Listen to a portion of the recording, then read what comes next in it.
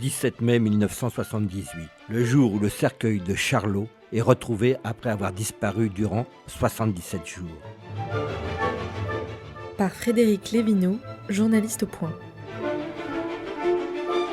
Il est minuit passé. Depuis plusieurs heures, une armada de policiers défonce un champ de maïs sous les indications de deux individus patibulaires. Enfin, ils trouvent ce qu'ils sont venus chercher, un cercueil. À l'intérieur, le cadavre de Charlie Chaplin, mort le 25 décembre 1977 à Corsier-sur-Vervey, en Suisse. Que fait-il là? Est-ce la dernière blague de Charlot? Pas du tout. Les deux individus qui dirigent les recherches sont des kidnappeurs. Oui, ils ont volé le cercueil de Charlie Chaplin pour en demander une rançon à la famille.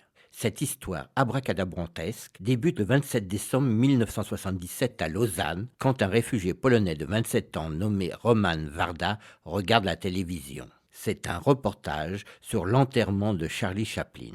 Cela lui donne l'idée de kidnapper le cercueil pour en tirer l'argent dont il a besoin pour ouvrir un garage. Il engage un réfugié bulgare un peu simplet comme complice. C'est ainsi que dans la nuit du 1er au 2 mars 1978, les deux hommes pénètrent dans le cimetière de Corsier-sur-Vevey. Il n'y a pas âme qui vive. Après 2 heures d'effort, ils extraient le cercueil pour le glisser dans leur voiture. Les voilà partis à la recherche d'un endroit où cacher le cercueil en attendant de toucher la rançon.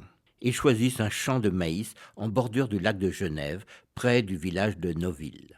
La disparition du cercueil de Charlie Chaplin déclenche les plus folles rumeurs. Il aurait été enlevé par un groupe d'admirateurs fanatiques pour le rapatrier en Angleterre. Des chrétiens intégristes horrifiés de la présence d'un juif dans un cimetière s'en seraient emparés.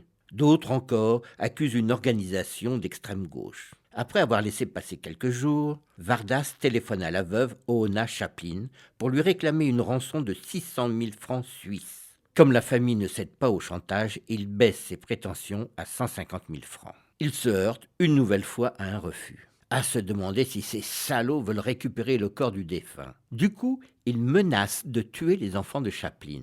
Avertie depuis le début, la police parvient à identifier l'origine des coups de fil. Une cabine téléphonique de Lausanne. Mais laquelle? La police en met 240 sous surveillance. Quand Vardas rappelle une nouvelle fois le 16 mai 1978, il est localisé et aussitôt interpellé. Il avoue tout. La nuit venue, il accepte avec son complice de mener les autorités à l'endroit où ils ont enterré le cercueil de Charlot. Seulement, dans la nuit, ils ont du mal à retrouver l'emplacement exact.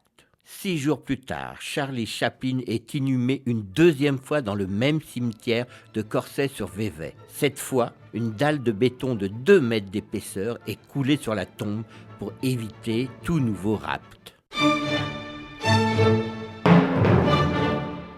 Une série réalisée par Megan Kieki.